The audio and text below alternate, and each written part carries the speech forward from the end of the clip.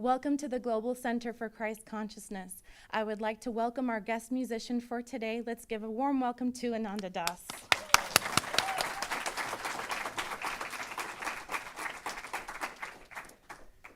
Good morning, everybody. It's been a little while, so it's nice to be back. How are we doing?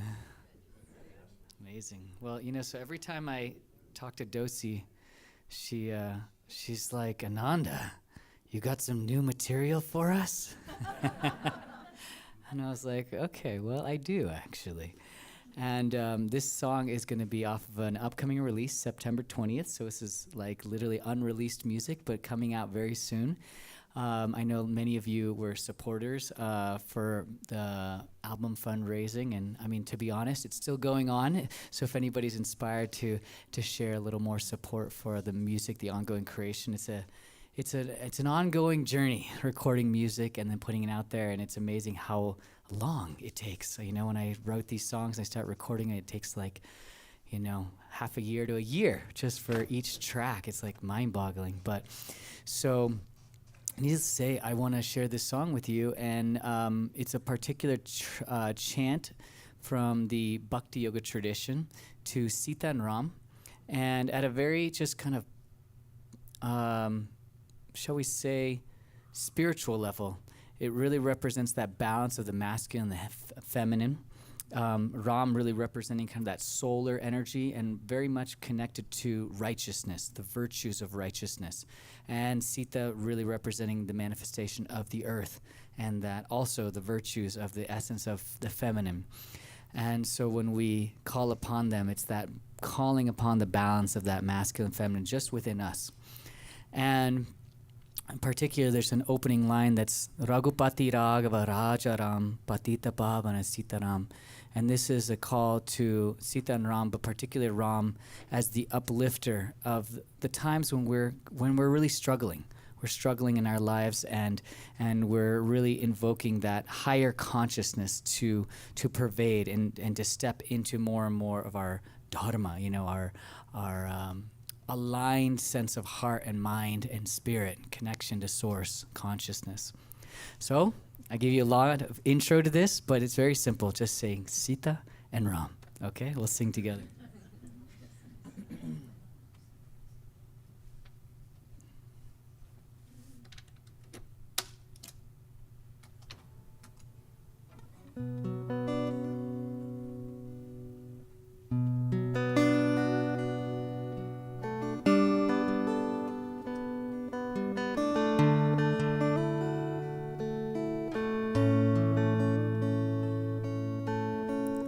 Raghupati Raghava Rajaram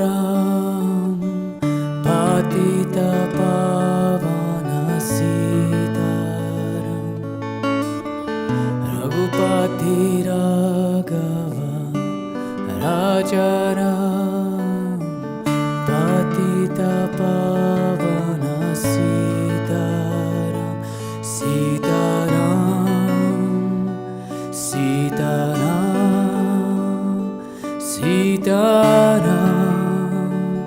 Sitaram. Now together. Sitaram, Sitaram, Sitaram, Sitaram, Sitaram,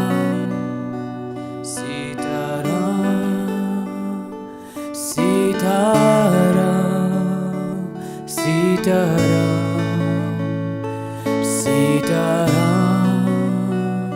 Sitaram,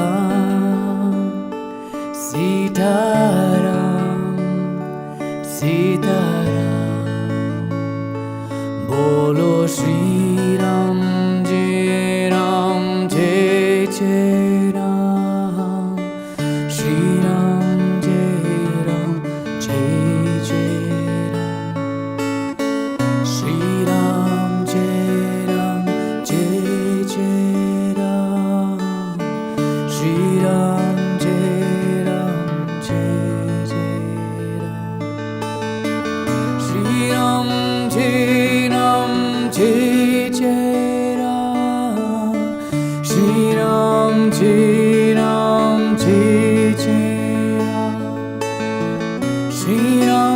Jai Ram, Jai Jai Ram, Shri Ram, Jai Ram, Jai Jai Ram, Sita Ram, Sita Ram, Sita Ram, Sita Ram. Together, Sita Ram, Sita Ram, Sita Ram, Sita Ram, Sita Ram, Sita Ram, Sita Ram, Sita Ram. Good, just keep singing. Sita Ram, Sita Ram, Sita Ram, Sita Ram, Sita Ram, Sita Ram, Sita Ram, Sita Ram, Sita Ram, Sita Ram,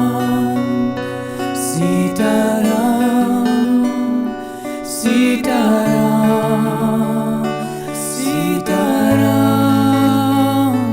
Ram,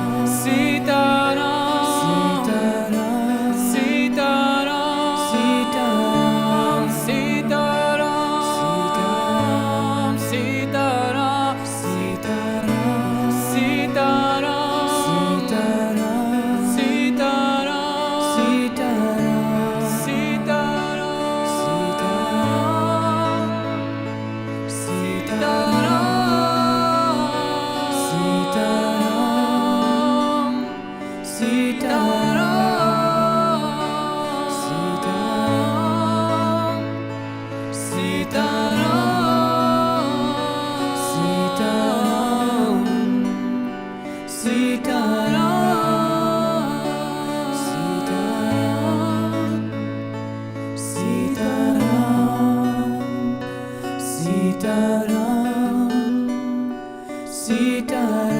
Sita Ram, Sita Ram, Sita Ram, Sita Ram, Sita